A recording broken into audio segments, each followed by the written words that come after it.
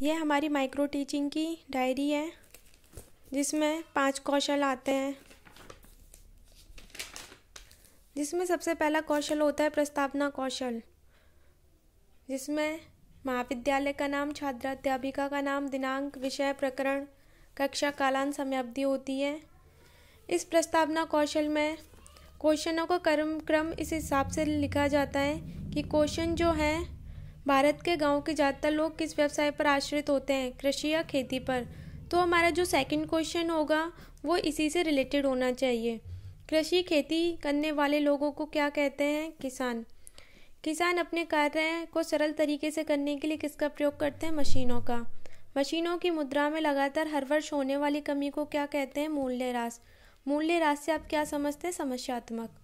फिर एक उद्देश्य कथन लिखा जाता है जिसमें बताया जाता है, विद्यार्थियों आज हम मूल्यह्रास जो कि डेप्रिसिएशन होता है, कॉमर्स का टॉपिक है, के बारे में विस्तार पूर्वक अध्ययन करेंगे।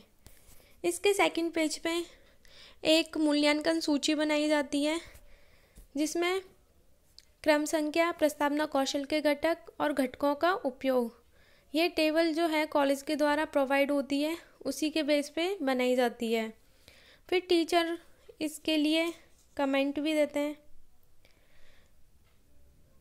यह हमारा प्रस्तावना कौशल हेतु सूक्ष्म पाठ योजना।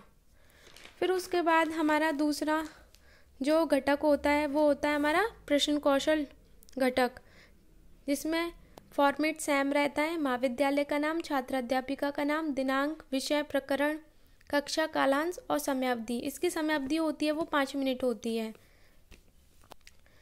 जिसमें फॉर्मेट चेंज हो जाता है। सबसे पहले आता है पाठ्य वस्तु, दूसरा आता है छात्र अध्यापिका कथन और तीसरा आता है विद्यार्थी कथन। इसमें मैं कॉमर्स की छात्रा हूँ, तो मैंने जैसे कि टॉपिक लिया 11th क्लास का कंपनी लैटिन भाषा से लिया गया शब्द है जहाँ कम अर्थ सासा तथा पनी का आशय रोटी से है। कंपनी का जन्म ऐसे व्यवसायिक केंद्रों से हुआ है जहाँ व्यवसायी साथ साथ बैठकर खाना खाते थे तथा खाना खाते समय व्यवसाय की चर्चा भी किया करते थे। अर्थात कंपनी का उद्देश्य धन उपार्जन करना होता है। कंपनी का वर्गीकरण 3 प्रकारों से किया जाता है, दायित्व के आधार पर, स्वामित्व के आधार पर और अंश के आधार पर। इससे रिलेटेड इसमें मैक्सिमम 6 क्वेश्चन बनाए जाते हैं। यहाँ पे मैंने 5 बनाए। ये अपने कॉलेज के टीचर्सों के द्वारा ही प्रोवाइड होते हैं। फिर ये जो क्वेश्चन होते हैं इनका आंसर विद्यार्थी देते हैं, स्टूडेंट देते हैं। प्रश्न कौशल हेतु मूल्यांकन सूची होती है जिसमें क्रम संख्या जो इसका फॉर्मेट होता है, दूसरा होता है प्रश्न कौशल के घटक, तीसरा होता है घटकों का उपयोग, सर्वोत्तम, उत्तम, सामान्य, निम्न और निम्न स्तर।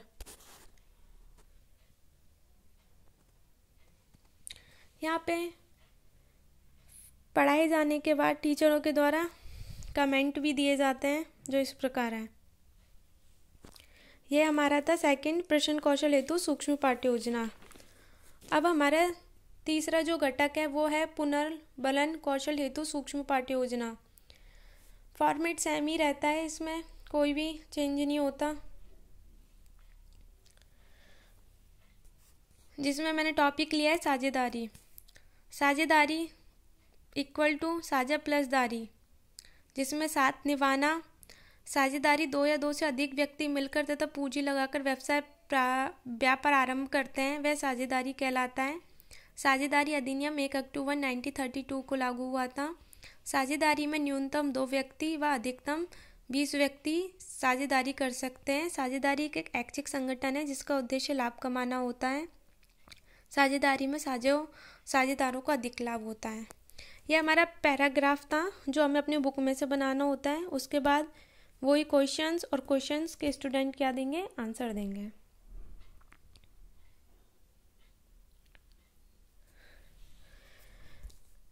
पुनर्बलन कौशल हेतु मूल्यांकन सूची, जिसमें सबसे पहले क्रम संख्या, दूसरा होता है कौशलों के घटक, फिर होते हैं सर्वोत्तम, उत्तम, सामान्य, निम्न, निम्न स्तर।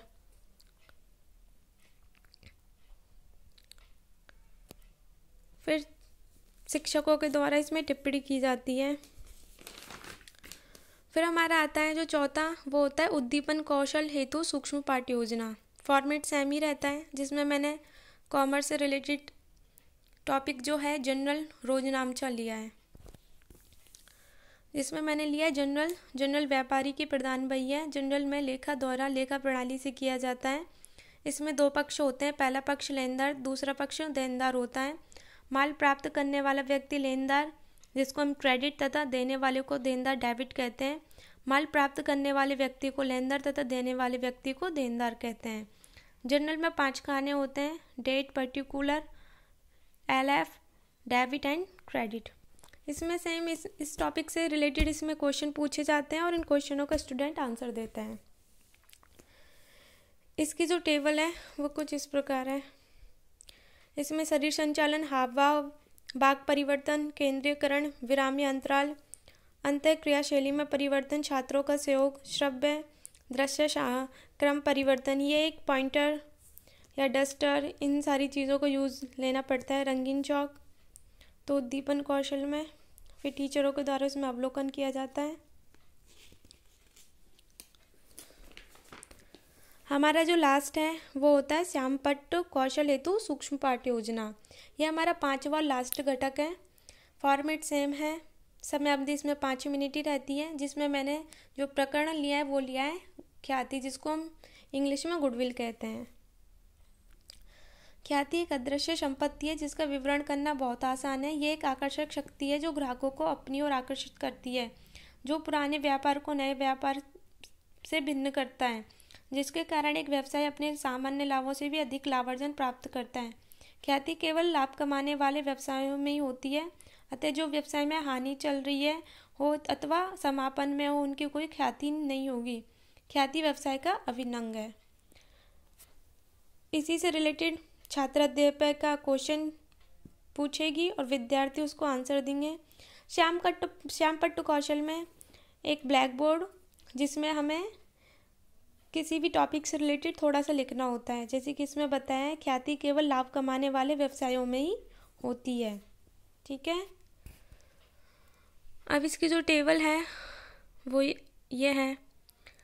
क्रम संख्या श्यामपट्ट कौशल के घटक सर्वोत्तम, उत्तम, सामान्य, निम्न स्तर, जिसमें टीचर के द्वारा आपको पढ़ाते हुए अवलोकन किया जाता है। यह हमारा लास्ट घटक था और आपकी माइक्रो टीचिंग क्या हो जाती है, समाप्त हो जाती है।